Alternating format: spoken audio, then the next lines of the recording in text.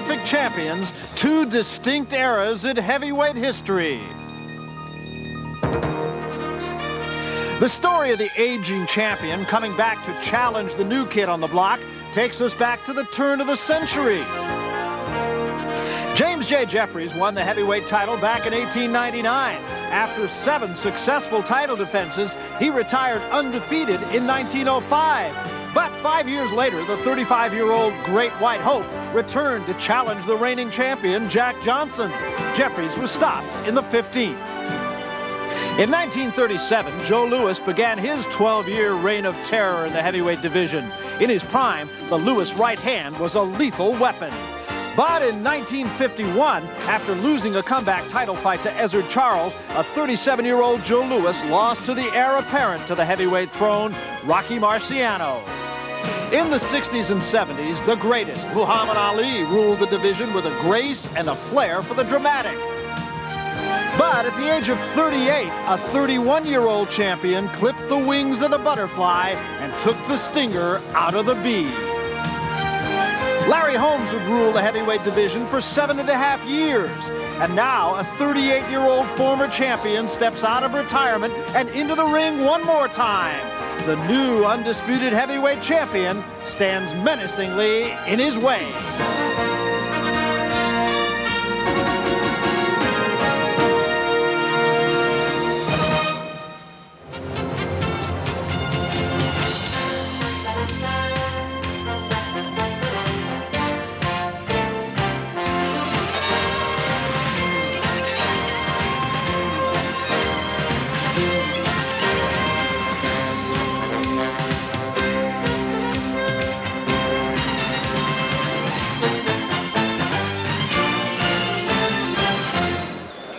You're looking at an oceanside resort in the dead of winter. Outdoor activities are at a standstill, but indoors, the action is hot. We're live at the Convention Center in Atlantic City, New Jersey, as HBO Sports presents World Championship Boxing. Undisputed heavyweight champion Mike Tyson defends his title against former champion Larry Holmes. It's scheduled for 12 rounds. It is an estimated $4 million gate, the toughest ticket Atlantic City has ever seen. The reason, it's hoped 20 years from now, people will be talking about Tyson versus Holmes, and these people can say, I was there. A 7.5-year former champion takes on the new era in the heavyweight division. As you've seen, it's a fight with a historical precedent. Now the question is, will it be a competitive fight in the ring?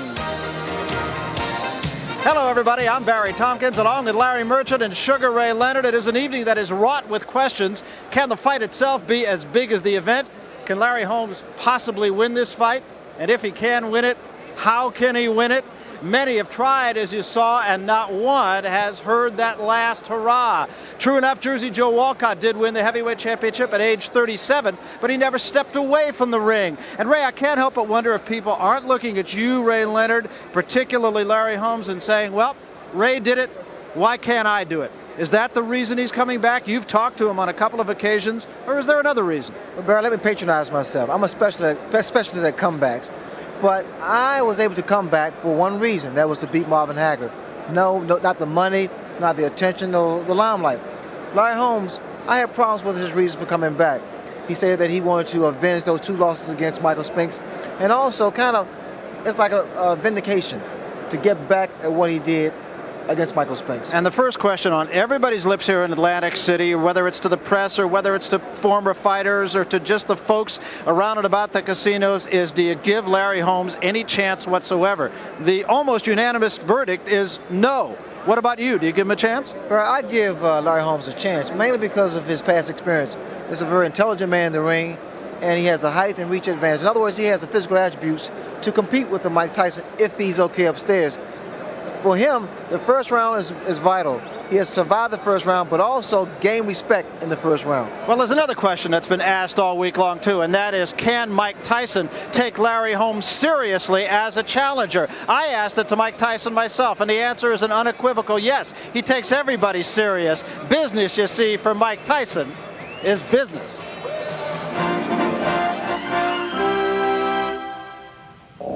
There's no alarm clock, no wake-up call. After 8 years, it's Mike Tyson's body that signals the beginning of a new day. No one wants to get up at 4 and run when it's pitch dark. It has to be done. And the only reason I do it so early is because I believe that the other guy isn't doing it, and that it gives me a little edge. The most difficult part about fighting is the training, because, believe it or not, the easy part about fighting is the fighting. Returning to bed after his morning run, the champ awakens once again to start the day's activities. These are the members of Camp Tyson. 5 weeks prior to a fight, they gather in Atlantic City to initiate the training program. There is no entourage. When a fight scenario takes place, we act as a family. Kevin, Mike, and I, we live together, we go out together, we go to the gym together. Monday through Saturday, Mike Tyson goes to work. During this period, he'll train an estimated 55 hours, spar 200 rounds, and shed approximately 15 pounds. A champion's life is very monotonous. Around a month before the fight, the only thing I think about is just training, constantly training.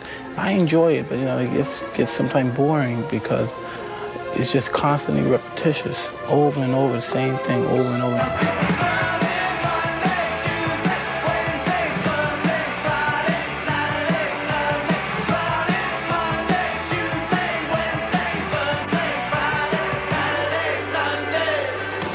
From sparring to speed bag, from jumping rope to heavy bag, most fighters use similar training techniques. Yet Tyson's camp has developed a few tricks of its own. Well, the purpose of the slip bag is to get the fighter moving his head, to get him in the habit of moving his head correctly. You have to try to be elusive. See, as long as the fighter's trying to be elusive, he's gonna be all right. That's what I emphasize. That's what we're trying to. That's what we got over everybody else.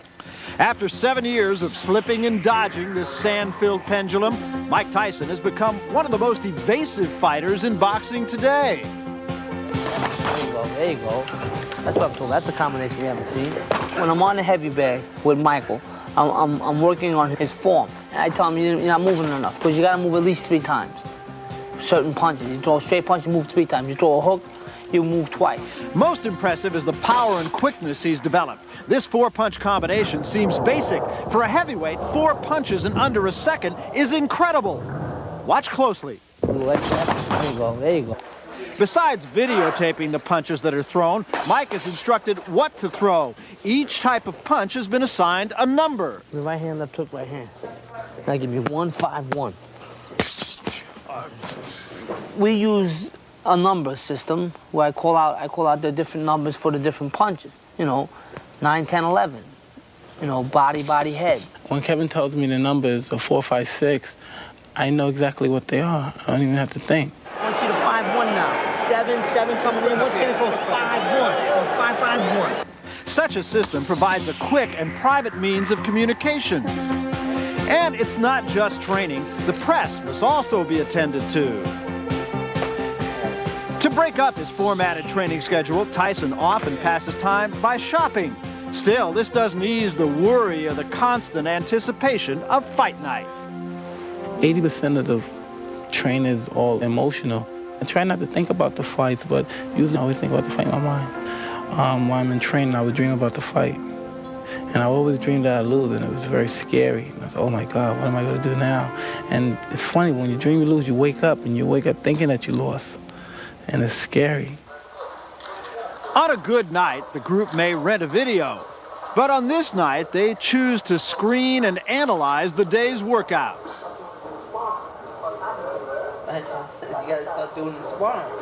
And in just 9 hours, it'll be time to start all over again. My favorite part about training is then when the training is over and then it's time to fight, and I know I'm in supreme shape and there's no one's going to beat me. And then after the fight's over and I'm victorious, I say, wow, I'm going to do this next time. I'm going to even train harder. So coming up, a former champion tries to gather up all the skills that once were there just one more time and beat a man 17 years his junior, who appears, for the moment at least, to be invincible. Larry Holmes fights Mike Tyson for the undisputed heavyweight championship of the world. Now, with his own perspective on this suddenly big event, here's Larry Merchant. Larry? Why is Larry Holmes doing this? Money? It doesn't appear that that's the case, although obviously he wouldn't be here without the money. Is he doing it for ego? Well, sure. All champions have championship-sized egos. Curiosity. What's this kid really got? I've got to test him myself. Now we're getting close. And add this. No real fighter thinks he can't do it again until he's beaten up. Not just beaten, but beaten up. So what we have tonight, in my judgment, is this.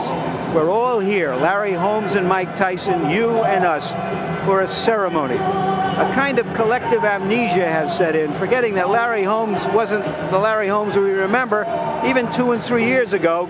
So we could attend this ceremony, this passing of the torch ceremony, from the old king to the new king. It's a ritual as old as time. It's as natural as the life cycle of a champion, as natural as leaves turning brown and falling off trees. Of course, Larry Holmes wouldn't agree to this. Larry Holmes wouldn't agree to a lot that's been said about him in the past, and sometimes he's been very justified.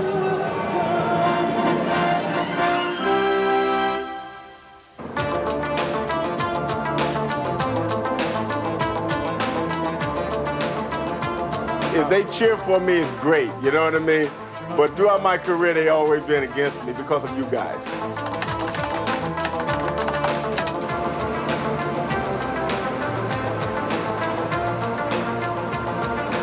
Say what you feel, write what you feel. You feel that I'm gonna lose, write it. Don't bite your tongue about it. But when you see me win, you write it. Larry Holmes was an underappreciated boxer whose frustrations led to no-win feuds with the press. As a former sparring partner of Muhammad Ali, Holmes first was downgraded as championship material. Even his courage was questioned. A thrilling victory over Ken Norton for the title only temporarily silenced skeptics. This has been a great boxing show. Both fighters courageous as Holmes comes back, throws a good shot. He gets under trouble. Yes, Larry Holmes has done it. Those people said that I couldn't be anything, gave me the desire. They gave me the motivation. They gave me the determination to show that I can. And when I did that, I said, I showed you. I told you. In the post-Ali era, not even a gallant comeback against killer puncher Ernie Shavers earned Holmes the respect he craved. He became a champion. Ali was a hero. And beating up the 38-year-old hero surely ended one era, but didn't start his. Ali's my idol. If you want to say that I'm in the shadow of Muhammad Ali, I'm a comic copy, great. I still admire the man. I still love the man even today. And I hate when people sit down beside me and say, man, it's a shame. I don't want to see that happen to you. When an unproven white challenger, Jerry Cooney, got more recognition than he did before their fight, Holmes' disappointment turned to bitterness. I felt like 2 cents fighting Jerry Cooney. I wish Jerry Cooney at the time was black, because then people would have just root for the best fighter, not for the color of their skin. Don King and Dennis Rappaport, they sold racism. They never really gave me my just dues. They really didn't think I ever had the ability. Holmes' bitterness blinded him to the recognition that he did win, and he thought that equaling Rocky Marciano's 49-0 record would win it. But Michael Spinks upset him, and the bitterness showed. Spinks, the aggressor. Combinations by Michael Spinks. You got 3 minutes to be champion. Last goddamn round. Over here, you punch with him. You're gonna hit it. You gotta go after it. This is no tomorrow. You hear me? Holmes will not do it. Looking for the one punch, and he is just about out of time. This one is over. Listen to the crowd. If you hurt me, I will hurt you back. You know what I mean? And they hurt me that night. They took away something that I worked 19 years for. Heavyweight championship of the world. I mean, if you really want to get technical about the whole thing, Rocky couldn't carry my jockstrap. I could have said things in different manner when I said Marciano couldn't carry my jockstrap. The other day, I said it to the newspaper the other day that Mike Tyson can't carry my jockstrap. Are you going to make a big thing out of it? Holmes had always been credited with being an intelligent fighter, but criticizing fight officials before the rematch with Spinks was anything but. I learned that these guys get drunk when they go to judge fights. It was a good idea for Holmes to win decisively after that. And there was a right hand by Holmes, and Spinks is in a world of trouble right now. Most observers thought Holmes had pulled it out with a determined effort. Surprised, the judges didn't. And still.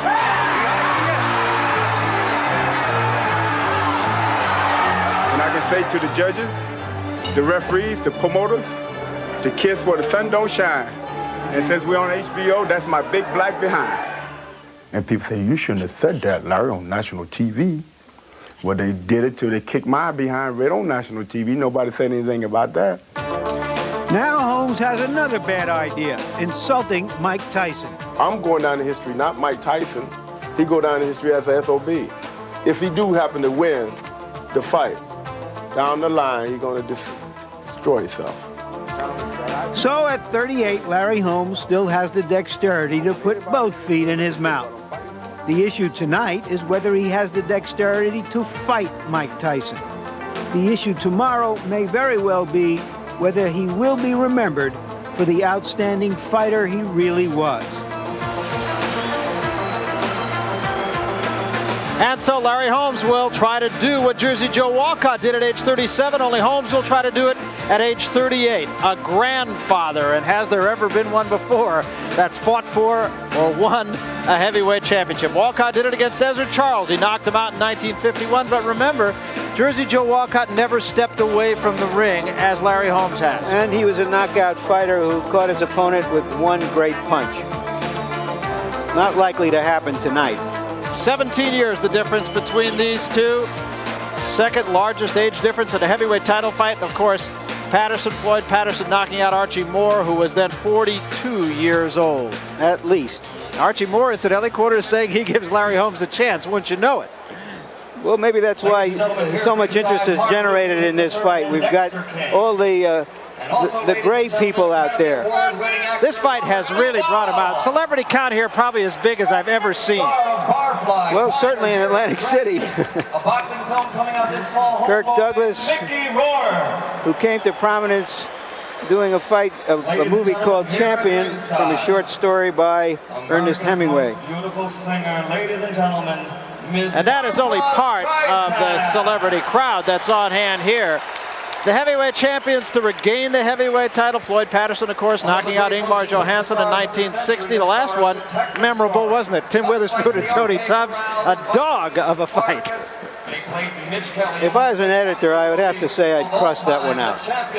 A general principle. Hardly falls into one of the great moments in sports.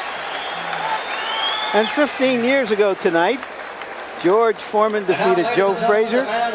Tonight, George Foreman's 40th birthday, and of course, he's trying to make a comeback. At 40 years of age, and he considers himself a bona fide contender down the road for Mike Tyson's title. Larry Holmes, incidentally, coming back saying this isn't only for the money. That question has been asked all along. He says it's not only for the money. He says it gives me the opportunity to kick back. I wonder where Larry is. Is he having second thoughts?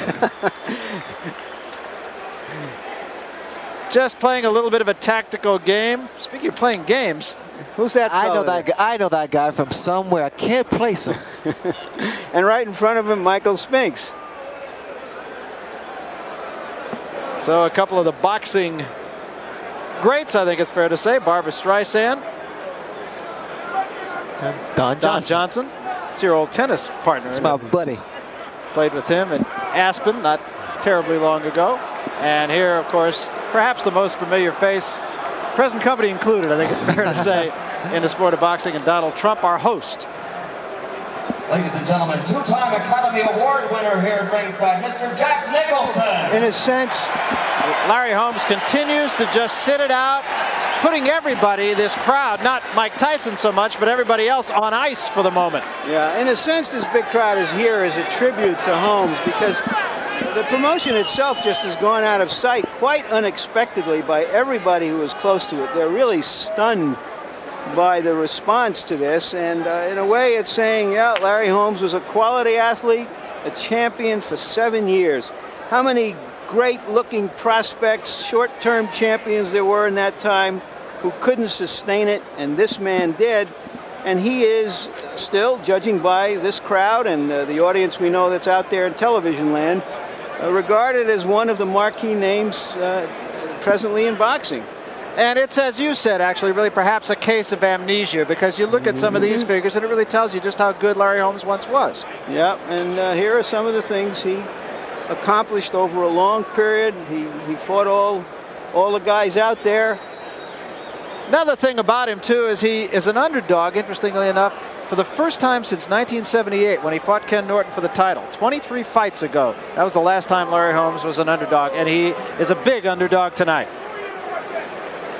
Well, about this time, just in every fight, Ray Leonard, we take a look at the things that both fighters need to do to win the fight. And so why don't we do that now while we await the arrival of Larry Holmes. And let's have your tip of the night in this one.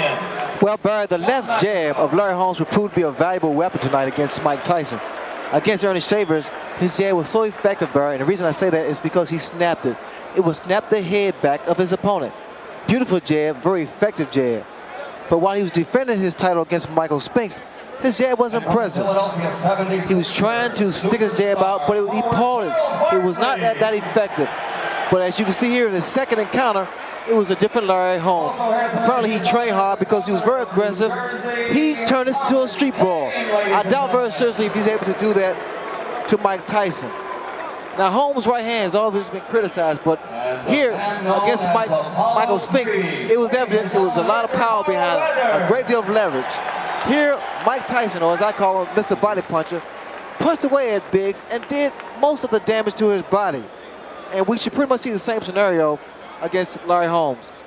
Now, he must stay busy, because what happens when he's not busy, as Bunkler Smith is showing us, he ties his man up. He becomes very, very vulnerable to being slowed down his rhythm.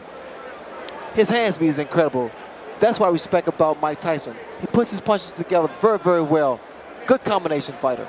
Is Larry Holmes going to be able to rough up Mike Tyson? I think that may be the bottom line of this whole fight. I think we may see Larry Holmes jumping right on Mike Tyson. He has to. He has to initiate some respect. But can he do it? I mean, what they say, what everybody says is the only way you're going to beat a fighter like Tyson is to move him back. Now, every fighter says, yeah, I'm able to do that, and we haven't seen anybody do it yet. Can Larry Holmes do it? I don't necessarily agree, just move him back. You just have to frustrate Mike Tyson and commit to mistakes and capitalize on those mistakes.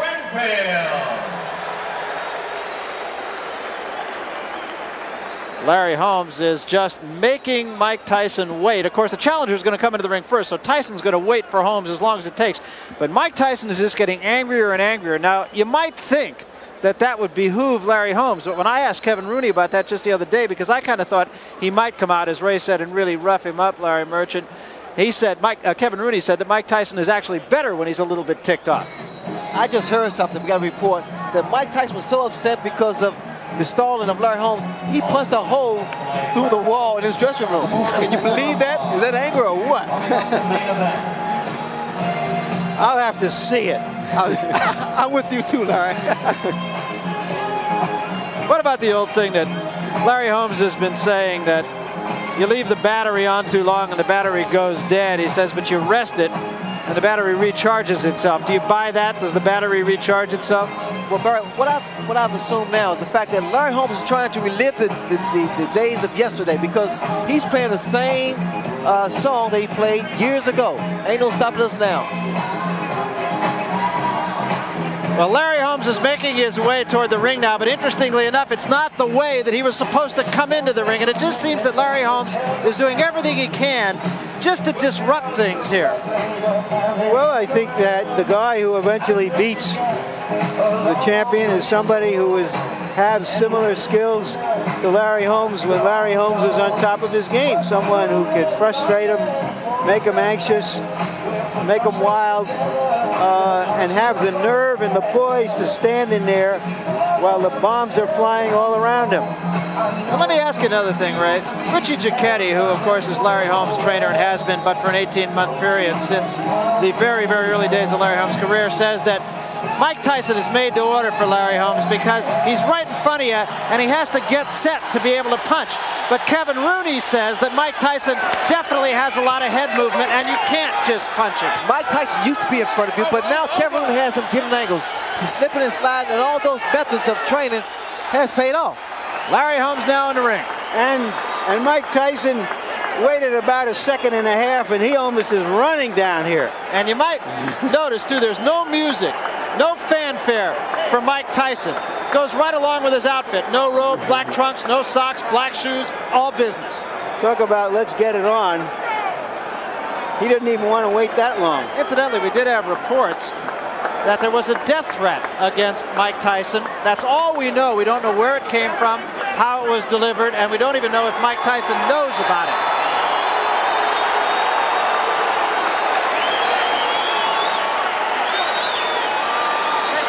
There is a look at an angry young man. Larry Holmes, it looks to me he's going to fight this man the first round.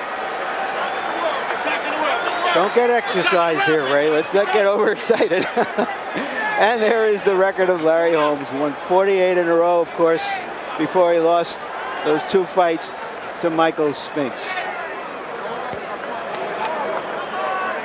He's a businessman. He says this isn't a sport, it's a sporting business. That's the way he looks at it. And speaking of all business, Mike Tyson 32-0 with the 28 knockouts. He fights about 4 times a year as champion. He is moving up in the record books, getting up there with some very, very big names in heavyweight history. Just 21 years old and fighting his 6th heavyweight championship fight already. And the tail of the tape, we told you about the 17-year age difference. And the weight really not any kind of a factor. Tyson a little bit lighter than he might have expected, but he was 218 the day before the fight. And Holmes a couple pounds heavier than he was in the second Spinks fight. Yeah, that reach difference, 10 inches, might have meant something when Larry Holmes had that great snapping jab that he could impale an opponent on. And here is our punch stat numbers. This is a device to get a statistical profile of the activity of fighters, and as you can see, the figures are roughly the same. Tyson throws a fewer punches than Holmes did in the past, but the Holmes numbers are hard to measure because he hasn't been active. And there you see the jabs, Tyson throwing fewer, Holmes, of course, throwing many more. And the rules for this one, it is a 12-round fight, incidentally. WBA and WBC now 12 rounds. Other than that, they're the rules for just about every fight you see here on HBO. No 3 knockdown rule, and a fighter can be saved with a bell only in the last round. Normally, that's not the rule in New Jersey, but they have changed it for this particular fight. So what's left then is to get it on, and to do that, let's go up to the ring announcer, Michael Buffer, for the pre-fight introduction. Ladies and gentlemen, welcome to heavyweight history here in Convention Hall in Atlantic City. Now, before the official introductions, I would like to acknowledge a man here in the ring who is indeed a man of heavyweight history. In 1960, he was an Olympic gold medal champion. In 1964, he became the heavyweight champion of the world. In 1974, he again won the heavyweight title. And in 1978, he became the only man in heavyweight history to win 3 world championships. Ladies and gentlemen, the former 3-time heavyweight champion of the world, Muhammad Ali! Muhammad Ali!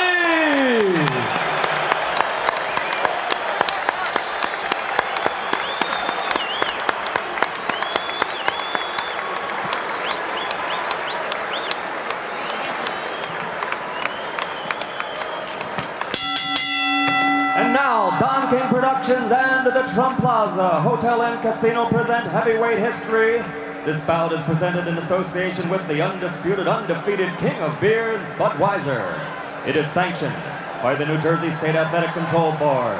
Boxing Commissioner Larry Hazard, Chairman Jerry Gormley, Deputy Commissioners Nick D. Balistrari and Lawrence Wallace, Representing the World Boxing Council, its president, Jose Sulaiman, and ringside supervisor, Dwayne Ford.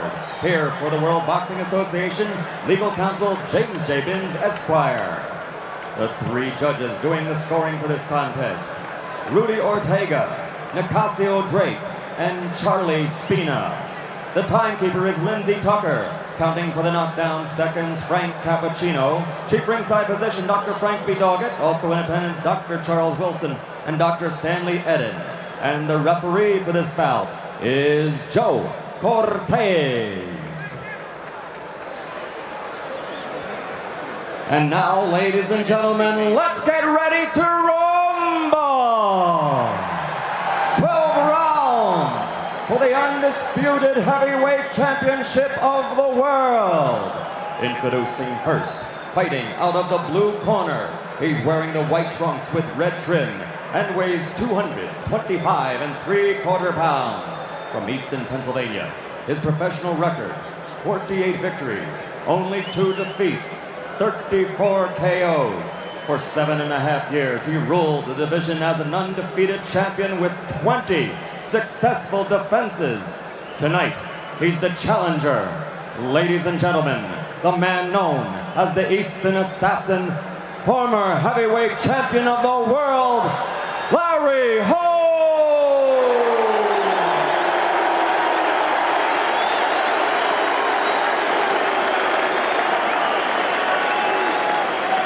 And in the red corner, wearing the solid black trunks, weighing 215 3/4 pounds, from Catskill, New York, which is the hometown of the late great trainer of champions, Cus D'Amato.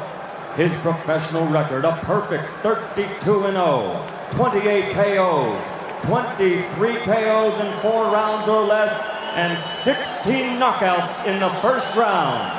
Ladies and gentlemen, I present you the undefeated, undisputed heavyweight champion of the world, Iron Mike Tyson.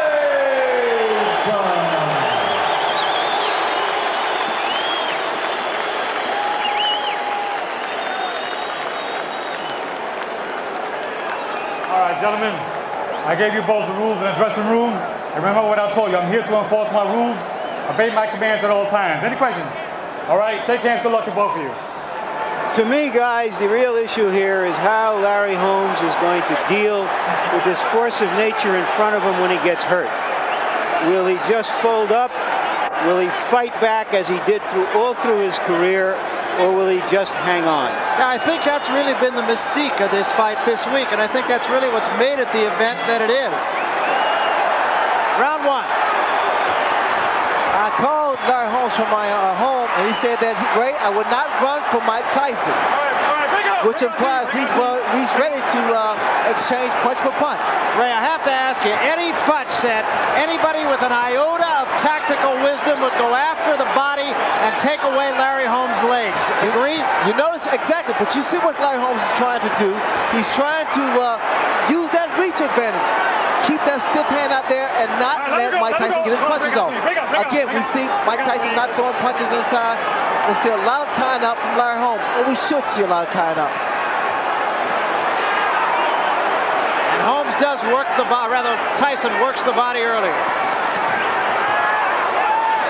Again, Larry's preserving those legs. He's not doing a lot of dancing, a lot of moving, but you need to see more jabs. He's keeping his man off by extending a stiff left hand. Holmes has contradicted himself as far as whether or not he's going to use the jab. Sometimes he says he will, other times he says I don't need it. I'll go to the right hand and right uppercuts.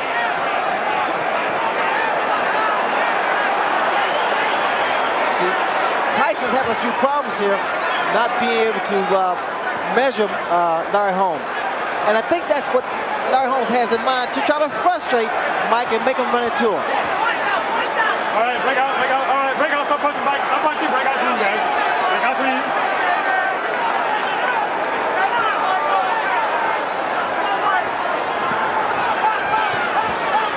We also notice that there's not a snap. Larry Holmes is not snapping his jab, but actually, which has proven to be effective thus far, he's extending his left hand. Just holding Mike Tyson off. All right, break out. Let's go. break out, please, guys. Break out, come on. What Tyson has to do, he has to try to do a couple head fakes and work his way inside and work the body. All right, Larry, let it go, Larry. Break out clean. Break out clean. But once again, the popular school of thought is that Larry Holmes is going to have to back up Mike Tyson. Nobody's been able to do it yet. Left hand by Tyson. Holmes got out of there. Didn't seem to hurt him, though. What Tyson needs to do is just pick the pace up. He's drilled the right hand to the body. Good idea, because again, try to slow the movement down. All right, let it go, please. Let it go, Larry. Larry, let him go. Let's go, step back. Let's go. Joe Cortez, the referee in this game, ironically, he was the judge who gave Larry Holmes the fight against Michael Spinks, the second Michael Spinks fight. You're holding now. Let's go. He could not score in this fight, however. Tyson was trying to jump in with the left hook.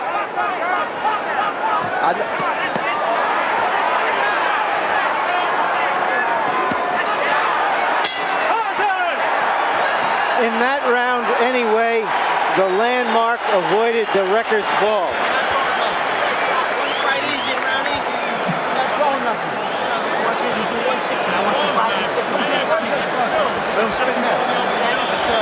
Understand? Don't fuck around with this guy. Get pressure right on this guy. Spit it right in there. Spit it in there.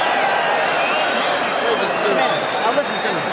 Now using your jab a little. I want you to be aggressive behind the left hand. Range on your jab. Make it hurt a little more. You got to make the jab count a little more. Chin down. Right. Chin down. Then when you do for the jab, then you come up with it. Then come back with your left hook. Come up, then come back. 3-punch combination. Pop, pop, pop, pop. Remember, pop, pop. Okay? To the body. Then bring it upstairs. But use the jab. Behind the jab. You understand? Larry Holmes only threw 10 punches in the first round, and not too many of them in anger. And just to elaborate on that, by comparison, Tyrell Biggs threw 44 and Tony Tucker threw 61.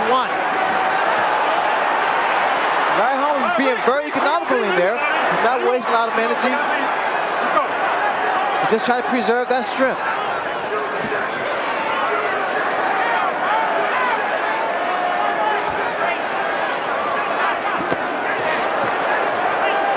A right hand thrown with serious convictions by Larry Holmes. Didn't land, but he tried to measure.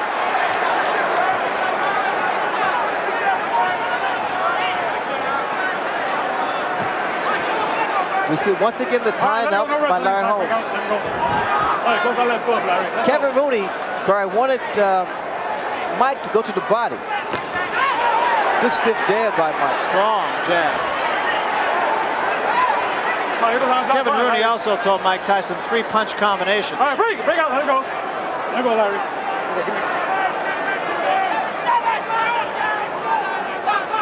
Remember the numbering system we talked about before the fight that Mike Tyson and Kevin Rooney used. Larry Holmes must be careful when he tries to evade Mike Tyson, because his hands are down, and the way Mike throws those looping and powerful punches, he may get caught with one of those hooks.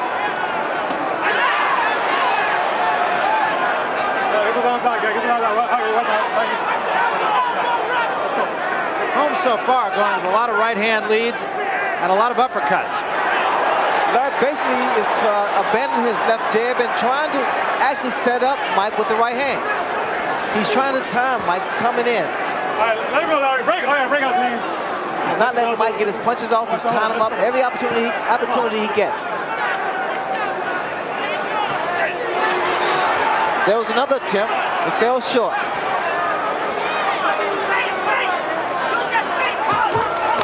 The body's wide open, and Tyson attacks him.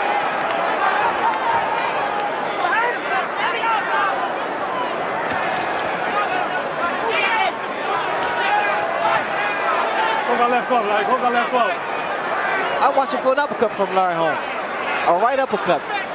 He's tried a couple of them. Very close to a headbutt right there also. What Larry's doing, he's throwing his jab, not with a lot of force, but he's throwing it, and he's waiting for Mike to duck down to come under with the right hand. Right uppercut. Come on. Let's go. Work on it. Work the hands inside, guys. Let's go. All right, Larry, break. Larry, you're holding it, Larry. Let's go. Joe Cortez talking to Larry Holmes about holding.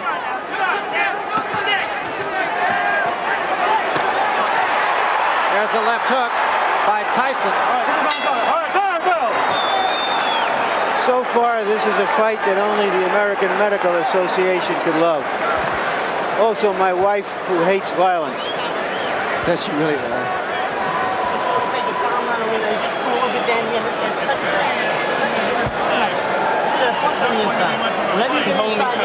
Bullshit. Don't tell me I ain't holding you tight. You're not punching me. Let him hold you. Don't hand me that crap. Spit down the one. We don't have another bucket. Now spit down that one. Go ahead. And take that. Give me the mouthpiece. You do one jab, one decent jab in your land. You're going to put pressure on this guy, Michael. You're going to punch him. Tyson did get closer to Larry at the end of the round with that wide combination of right to the body and a left that just grazed the mouth area. Come on, seconds out. Last Richie, seconds out, Richie.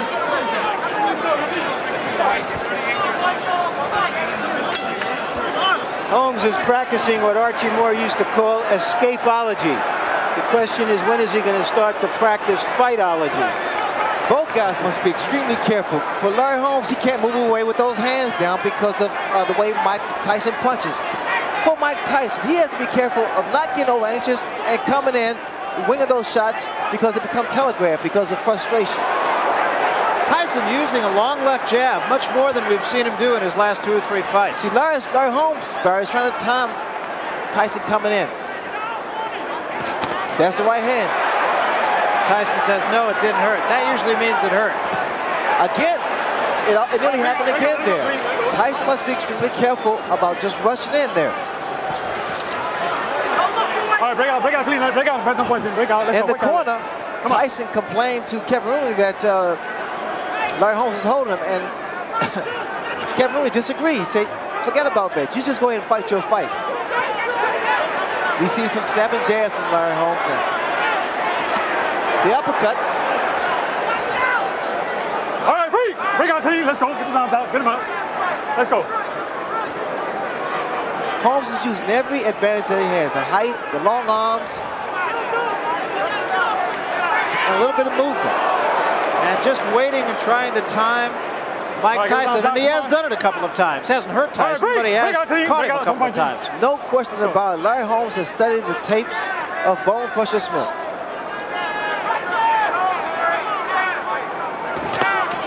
There's a right hand lead by Tyson. That fell short. It caught Larry on the shoulder.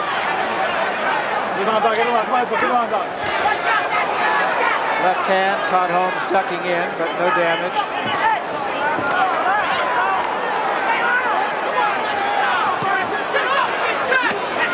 Larry Holmes going to the body. What Tyson has to maintain is his composure. He can't get frustrated. Break out clean, let's go. Holmes doing a lot of grabbing, a lot of clutching. Again, you see what happened there. A little bit of an elbow there from Larry Holmes, too. Well, actually, Larry Holmes is just really trying to upset Mike and get Mike out of this fight plan.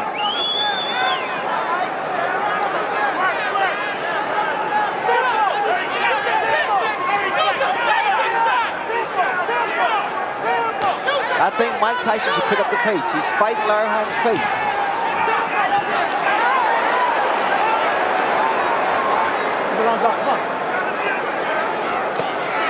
Those are the kind of shots that create a lot of damage. Holmes is complaining about a low blow, and I think he was right. Joe Cortez says keep him up to Mike Tyson. That was a big right hand. Best punch of the fight. Followed up by another good punch right after the bell. Holmes did do more fighting in that round, but he's playing a game called Beat the Clock. Trying to fight about 30 seconds of each round. Big one. All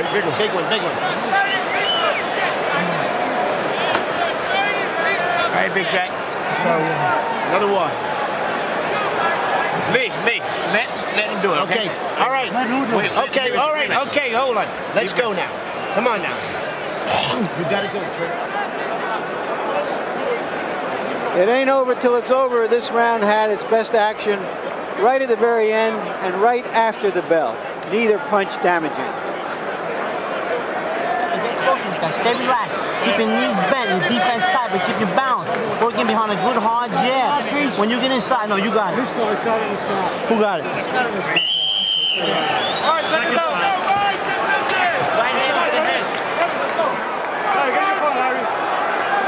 It was Customato who said that sometimes a great old fighter who appears to be shot can pull together one big effort. Look at Larry Holmes. Larry Holmes is trying it right here. Look at the jab. It started to stick out and snap. And the crowd is really into this, has been from the opening bell. Look at the jab. Larry hands it down. He's popping the jab. Watch. Listen to the crowd now, Barry. It's fascinating how they change all of a sudden.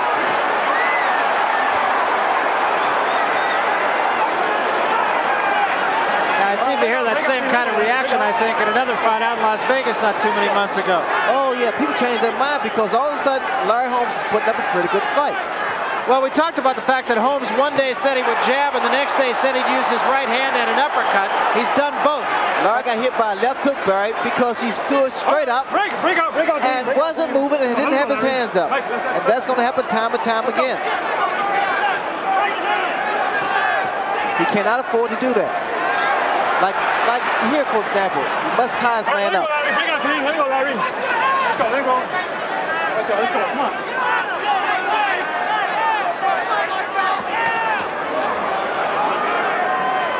Let's go, Larry. Work out of it, guys. All right, let's go. All right, break out clean. Let's go. You guys are holding. Let's go. That was a right hand, and down goes Holmes from a crashing right hand. The old Larry Holmes would always get up and fire back. But he's in against a guy who is a tremendous finisher. And down he goes again from another right. There's a full minute left in this round. Larry trying to clear his hands while he's walking around. What he needs to do now is either tie his man up. He can't move because he's not steady. He needs to hold on. It will take every bit of savvy that this man has. Tries to fight back. Still 40 seconds left. He's still on Queer Street. And took another big right hand. 30 seconds left. Tyson just looking for the one shot. Well,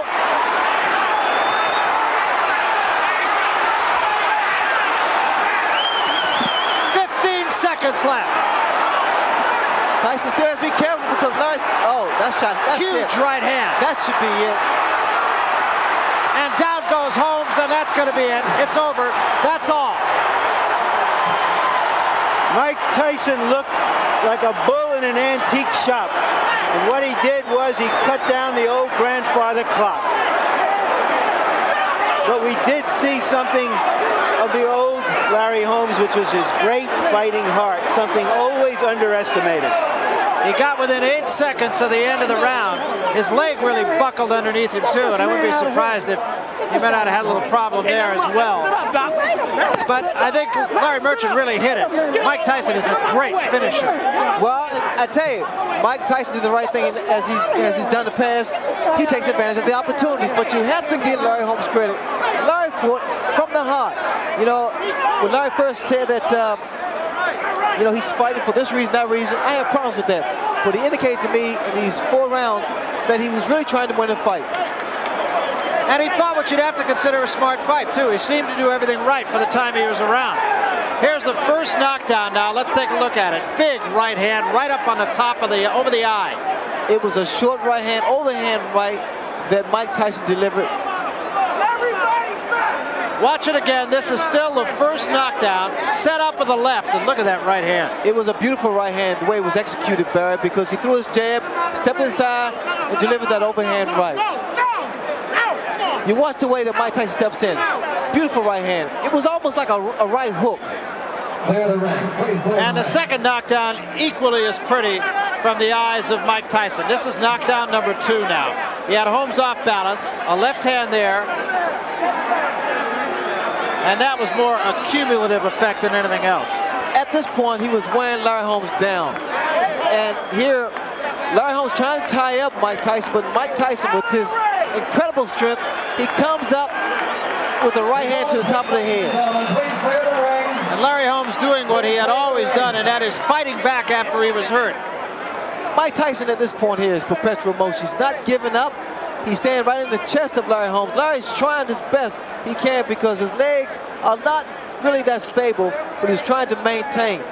And here, this was just the amount of time here. Those shots to the body, some coming to the top of the head, but here was when Larry was really, really hurt. That's still the second knockdown. There was still the third knockdown, I beg your pardon. That was the final knockdown, the third knockdown. Larry's trying to use his arms, trying to cover up. Here at this point, referee should have stepped in, but I guess it's respect of a champion of Larry Holmes' reputation. Holmes just being pummeled at this point. That right hand did a lot of damage. Larry's legs went behind him. Saw his left leg buckle behind him. One more look at the third and final knockdown. And the left hand was just a coup de grace, but it was definitely cumulative. I would have to say that Mike Tyson, from the first knockdown, probably hit him with 15 or 20 unanswered punches. So it's over, and let's go up to the ring announcer, Michael Buffer, and get the official decision. Here's the official time. The end comes at 2 minutes, 55 seconds of the fourth round. The winner, and still the undisputed, undefeated heavyweight champion of the world, Iron Mike Tyson.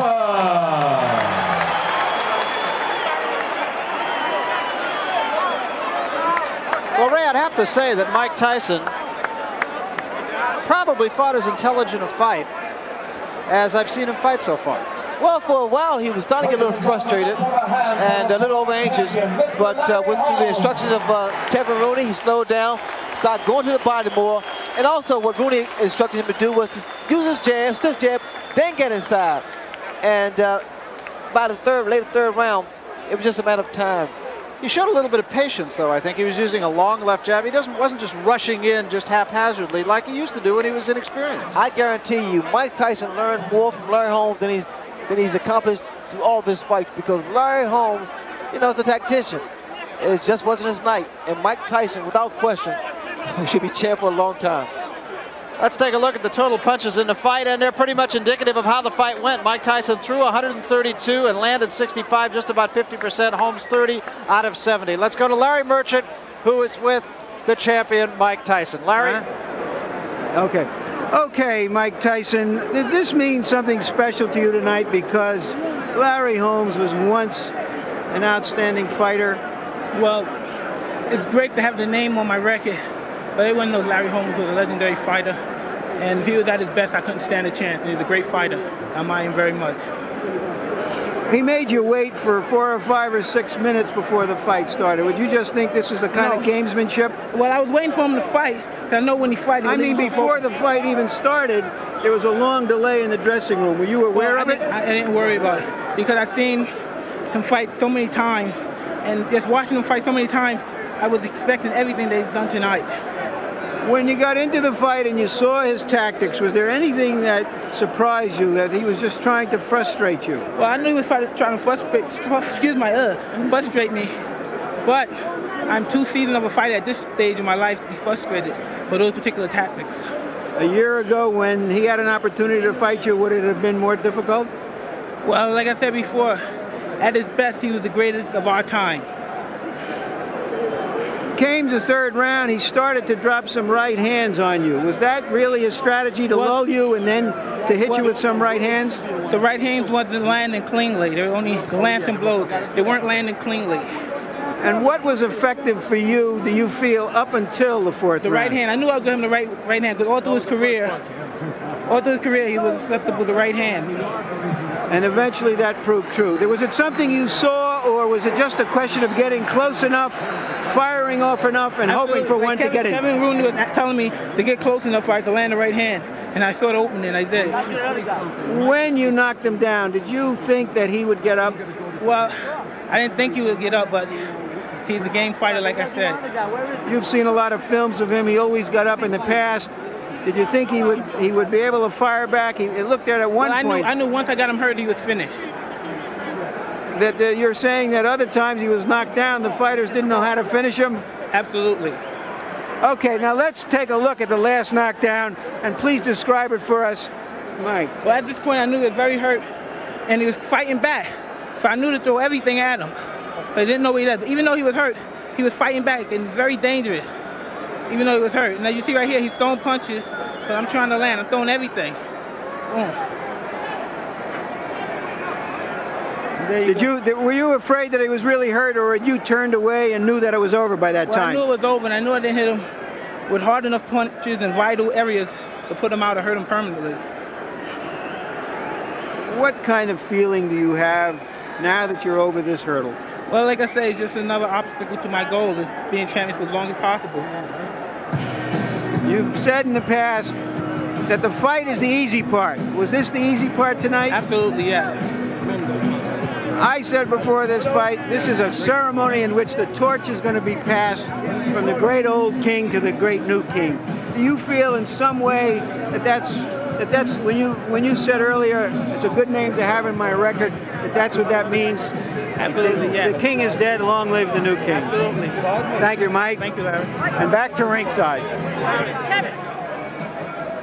Well, so Mike Tyson has won it in 4 rounds, and it's been said that if you're going to beat Mike Tyson, you got to hurt him first. Nobody's been able to do that. It's also been said that you have to back the man up, and nobody has been able to do that. There have been a couple of trainers who said Cus-D'Amato's fighters, of course, who use that peekaboo style, like Mike Tyson does, have to be backed up to be beaten. Nobody's been able to do that to Mike Tyson. It's happened a couple of times. Dick Tiger did it once before to Jose Torres, who was a Cus-D'Amato fighter. And Floyd Patterson lost a fight that he wasn't supposed to lose also to a fellow by the name of Sonny Liston, because Sonny Liston was able to back him up. But so far, Mike Tyson, of course, a bigger fighter, certainly bigger than Jose Torres, who was a light heavyweight, and much bigger than Floyd Patterson at 215 pounds, simply said nobody has been able to force Mike Tyson to take a backward step. That was the case for Larry Holmes tonight. He did portend himself very well, actually. He came in with a good fight plan. He told many people he was going to go only right hand and uppercuts. He did that. He told other people he was going to go mainly left jab. He did a little bit of that.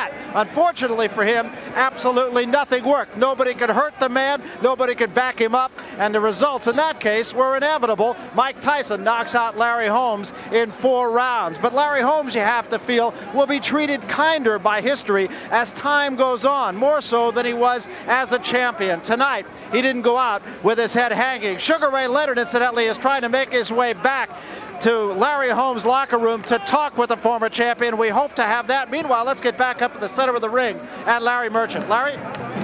Hello again. I'm with Bill Caton, the co-manager of Mike Tyson. Bill, for Mike Tyson, he says this is not all of that special. It's nice to be the great old champion. Does it have any significance to you? Oh, sure. It had great significance to us. Mike met the most experienced fighter he had ever met. And we felt that Mike's skills, speed, punching power would prevail, but we knew that Larry Holmes had one thing going for him, far greater experience, and it showed in the first few rounds. This fight could have been held a year ago if Larry Holmes had been willing to take it at that time. Yes.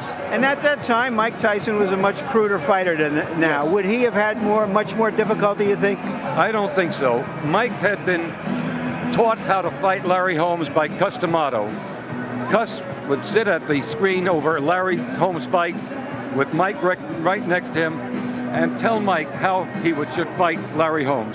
Cus had always wanted Mike to fight Larry Holmes early in his career.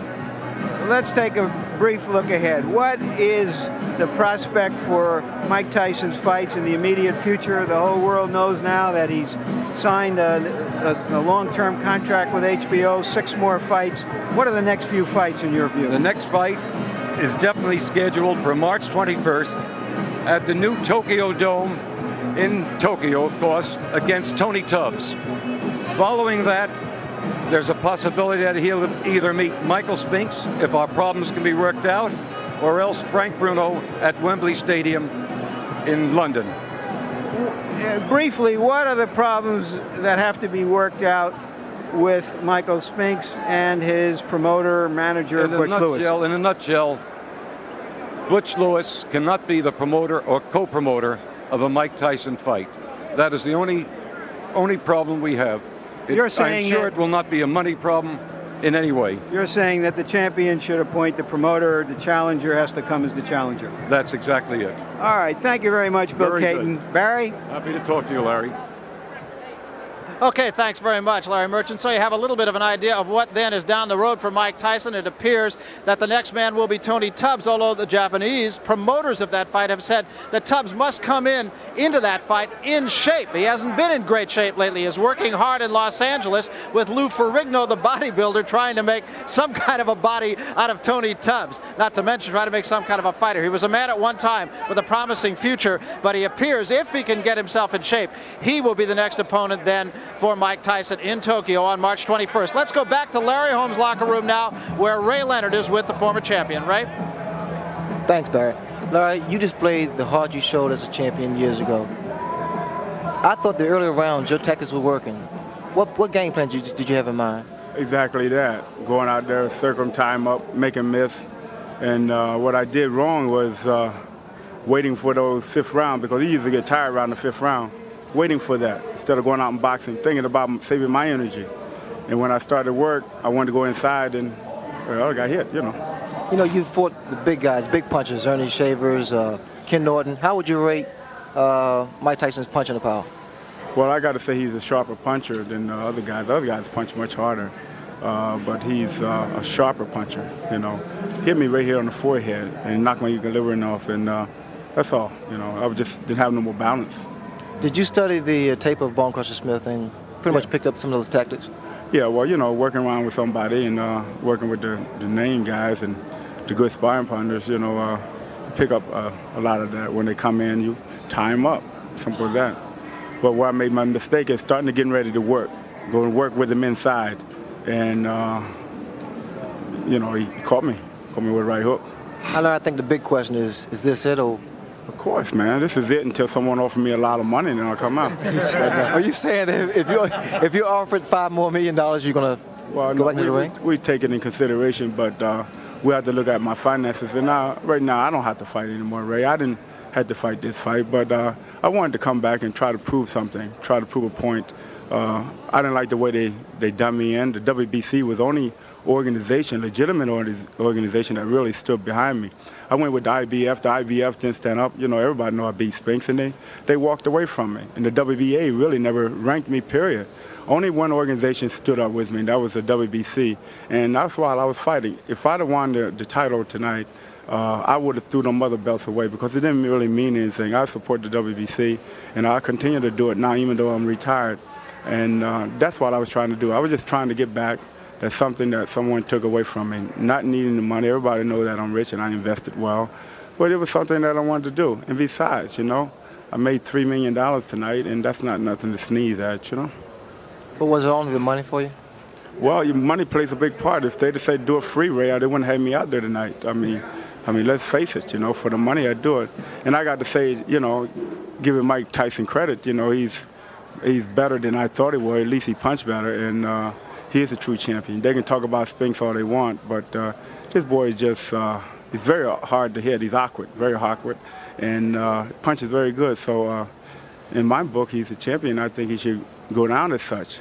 I wish him good luck. But, you know, as we all go along, you know, somebody eventually will get us, and they got me tonight. You know, Larry, when I decided to make that comeback, it was just for Marvin Hagler, but for you, it was different reasons, wasn't it? Of course, Ray. You know, I didn't like the way I went out. I didn't like the way they done it to me, and you know, I wanted to come back and show. You know, but you know, at 38 years old, the long layoff, it kind of hurts. But I don't have nothing to be ashamed of. I'm gonna hold my head high. I'm gonna still love my family, and I'm gonna have a party tonight, and I'm gonna have a party tomorrow night. So who cares what people say about me? You know, I'm gonna laugh all the way to Lafayette Trust Bank or Phillipsburg National at round one. Where's that at? We're gonna have a whole lot of fun at round one, right in Easton. And Ray, you can come up too. I'll buy you a drink. Thanks, Barry. I guess that says everything. Back to you, Barry. Okay, thanks very much, Ray Leonard. Larry Merchant, we started this program by asking some of the questions. Can this be as good a fight as it is an event? Can Larry Holmes possibly win? And if he can win, how can he win? Is Mike Tyson really going to take Larry Holmes seriously? So let me ask you another question. Let me give you a hypothetical. If these two fought when Larry Holmes was at his peak, what happens? Well, it's a thing that everybody is going to ask. The reality is that Mike Tyson would have been about 14 years old then. and not to dance around it, the reality also is it's unfair to Mike Tyson because we don't know if he's reached his peak yet. We know what Larry Holmes was like at his peak. But I would say this, that Larry Holmes at his best, as we got a few little glimpses of in the early rounds, would have been all kinds of trouble for Mike Tyson at this point. He is the prototype of the kind of fighter who gives the Tyson kind of fighter all he can deal with. Capsulize this fight for us. Good fight, bad fight, mismatch, great fight. What do you call it? I think it was a good fight and a terrific fight for Mike Tyson because Holmes showed early on that he still had that residue of some of the old skills. He still gave him the slow ball on the outside corner, and then he tried to shoot a quick one on the knees, and so that the perception and the illusion is that he was still in there with somebody. And then in the third round, Holmes tried to sneak a few right hands over, and actually might have won that round. But as Larry himself said, when he moved in to try to punch with him, now Mike was within punching distance, and he beat up on him. And as I said earlier, a fighter doesn't believe he can't do it anymore until he's beaten up. And for the first time in his career, Larry Holmes was beaten up tonight. And you know, the one thing that strikes me after listening to Larry Holmes, and it was a humble Larry Holmes, just talked with Sugar Ray Leonard, it was said about him that he conquered 48 fighters, but he never conquered himself. And I have the feeling after listening to that interview just a couple of moments ago, maybe tonight, he didn't win the fight, but he conquered himself. And we'll remind you to stay tuned to HBO, as immediately following tonight's telecast, you'll see on the East Coast and Central regions First and 10, Going for Broke, and on the West Coast and mountain areas, Little Shop of Horrors. Both programs will be seen in their entirety. And be sure to tune in for HBO Sports' popular series Inside the NFL. Join Len Dawson and Nick Bonacani, guest analyst Phil Simms, and some very special guests as we preview Super Bowl 22 from San Diego, California. And all premieres next Thursday, January 28th, right here on HBO. So for Larry Merchant and Sugar Ray Leonard, I'm Barry Tompkins saying so long from Atlantic City.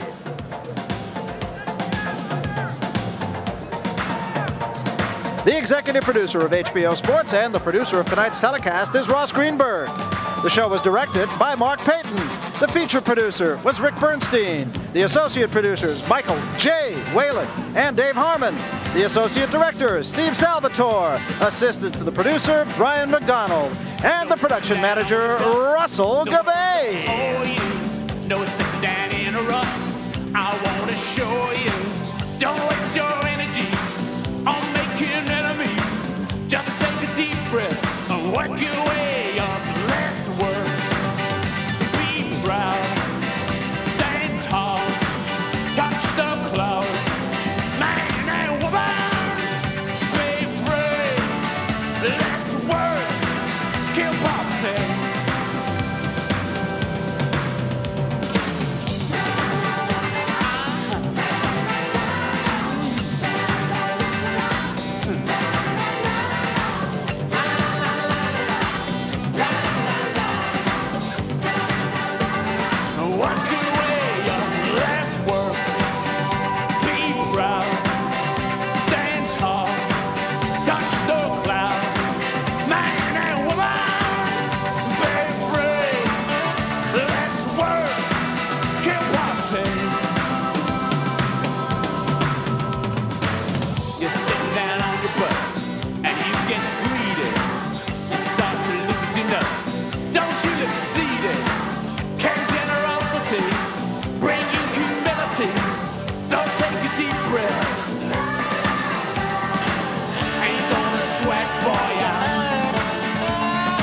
This has been a presentation of HBO Sports, the network of champions.